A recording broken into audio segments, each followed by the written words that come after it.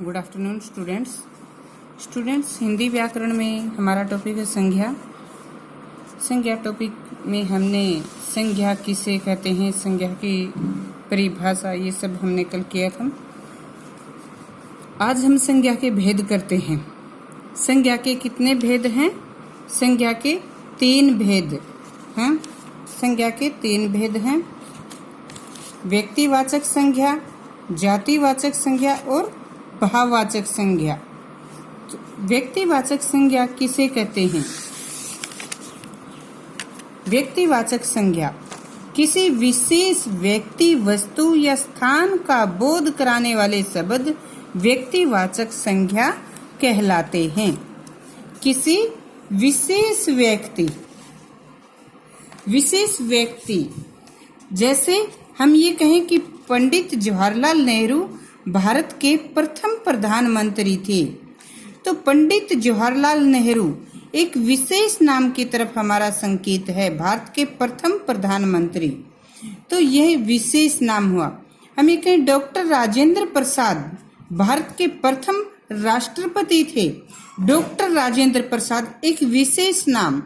महात्मा गांधी को राष्ट्रपिता कहा जाता है, महात्मा गांधी एक विशेष नाम हुआ। हम ये कहें सुभाष चंद्र बोस ने आजाद हिंद फौज की स्थापना की। आजाद हिंद फौज की स्थापना किसने की? सुभाष चंद्र बोस, एक विशेष नाम की तरफ हमारा संकेत है। इसी प्रकार ये कहें न्यूटन ने गुरुत्वाकर्षण की खोज की, न्यूटन, तो ये भी एक विशेष नाम हुआ। इसी प्रकार से वस्तु, किसी विशेष वस्तु की तरफ हम संकेत करते हैं। जैसे ये कहें कि कुतुब मीनार एक ऐतिहासिक इमारत है। कुतुब मीनार, लाल किला, ताजमहल, ये क्या है? विशेष। वैसे हम ये कहें कि नगरों में बड़ी बड़ी इमारतें हैं, इमारतें वैसे बहुत इमारतें होंगी, लेकिन यहाँ पर हमने एक विशेष इमारत की तरफ संकेत किया है। कुतुब मीनार, लाल किला, ताजमहल, विशेष। इसी प्रकार से कोई विशेष स्थान है, जैसे दिल्ली भारत की राजधानी है, दिल्ली भारत की राजधानी है। कश्मीर को भारत का जन्नत कहा जा सकता है, कश्मीर बहुत ही सुंदर पर्यटक स्थल है। या जयपुर को गुलाबी नगरी कहा जाता है। तो ये विशेष स्थानों की तरफ हमने संकेत किया है। तो समझे बच्चों, व्यक्तिवाचक संज्ञा किसे कहते हैं? किसी विशेष व्यक्ति, वस्तु या स्थान का बोध कराने वाले शब्द व्यक्तिवाचक संज्ञा कहलाते हैं। जैसे यहाँ पर है रामचरितमानस, रामचरितमानस विशेष ग्रंथ, रामचरितमानस हिंदुओं के पवित्र ग्रंथ हैं। रामचरितमानस की रचना तुलसीदास के द्वारा की गई है। रामचरितमानस को हिंदुओं का बाइबल कहा जाता है, विशेष ग्रंथ की तरफ हमने संकेत किया है।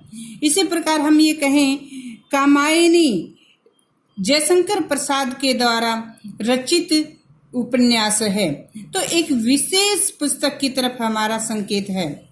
तो इसे कहते हैं व्यक्तिवाचक संज्ञा। व्यक्तिवाचक संज्ञा जहाँ किसी विशेष व्यक्ति, वस्तु या स्थान का बोध कराने वाले जो शब्द होते हैं, इनको व्यक्तिवाचक संज्ञा कहा जाता है।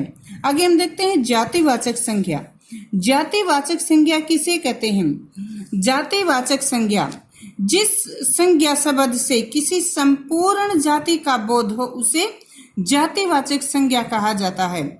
जिस संज्ञा शब्द से किसी संपूर्ण जाति का, मतलब कोई एक विशेष नहीं बल्कि संपूर्ण जाति का वो बोध कराता हो। जैसे कि हमने कहा था कि कुतुब मीनार, तो ये तो एक विशेष इमारत है। अब हम ये कहें कि जैसे ये एक उदाहरण यहाँ पर है कि महानगरों में कई प्रसिद्ध इमारतें हैं, तो ये तो बहुत सी इमारतें, संपूर्ण वर्ग, मतलब जिसमें सभी बड़ी इमारतें आ जाती हैं, कोई एक विशेष इमारत की तरफ संकेत नहीं है ना। इसी प्रकार से हम ये कहें सैनिक देश की सीमाओं की रक्षा करते हैं, किसी एक विशेष सैनिक की तरफ संकेत नहीं है। जिसे हमने कहा सुभाष चंद्र बोस, जो एक विशेष, जो सुभाष चंद्र बोस ने हिंद जो क्या की थी, उसकी स्थापना की थी, आजाद हिंद फौज की स्थापना की थी। तो ये एक विशेष नाम हुआ। अगर हम ये कहीं सैनिक देश की सीमाओं की रक्षा करते हैं तो सैनिकों में भारत की पूरी जो फौज होती है, सभी सैनिक इनमें आ जाते हैं, सभी सैनिकों का वर्ग आ जाता है। तो अगर हम ये कहें जंगल में बहुत से पशु पक्षी रहते हैं, जंगल तो कोई एक विशेष पेड़ नहीं, जंगल पेड़ों का जो समूह, पशु पक्षी किसी एक विशेष पशु पक्षी की तरफ संकेत नहीं है। तो समझे बच्चों, जिस संज्ञा शब्द से किसी संपूर्ण जाति का बोध होता है उसे जातिवाचक संज्ञा। अब जैसे हम ये कहें कि शेर जंगल का राजा होता है, शेर तो कोई एक शेर नहीं बल्कि शेरों का संपूर्ण जाति आ जाती है, सभी शेरों की तरफ यहाँ पर संकेत है।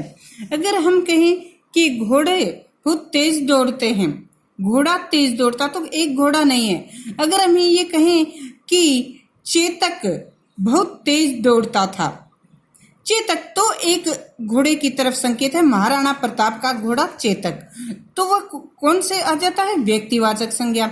लेकिन घोड़े में उनकी संपूर्ण जाति का जैसे बोध करवाता है, ये शब्द घोड़ों की संपूर्ण जाति का बोध कराता है, तो ये जातिवाचक है।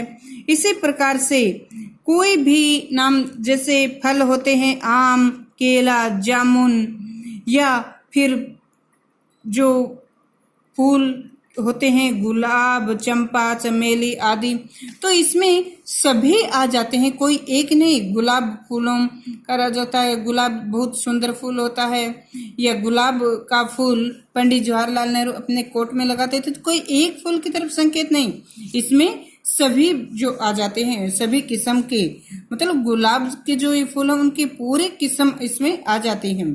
तो ये क्या है, ये जातिवाचक संज्ञा है। तो इस प्रकार से समझे, किसी विशेष व्यक्ति, वस्तु या स्थान के नाम का नहीं बल्कि उनके प्रयोग पूर्ण संपूर्ण जाति के लिए किया गया है।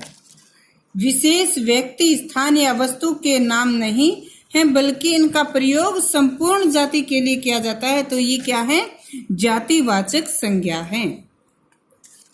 जातिवाचक संज्ञा, जातिवाचक संज्ञा के आगे उपभेद भी होते हैं। इसके क्या कितने उपभेद होते हैं, द्रव्यवाचक संज्ञा और समूहवाचक संज्ञा, मटेरियल नाउन और कलेक्टिव नाउन, तो दो इसके उपभेद होते हैं। वैसे तो हम देखें तो इंग्लिश ग्रामर में तो इनके अलग से भेद माना जाता है। हम संज्ञा के 3 भेद मानते हैं, व्यक्तिवाचक, जातिवाचक संज्ञा, भाववाचक संज्ञा।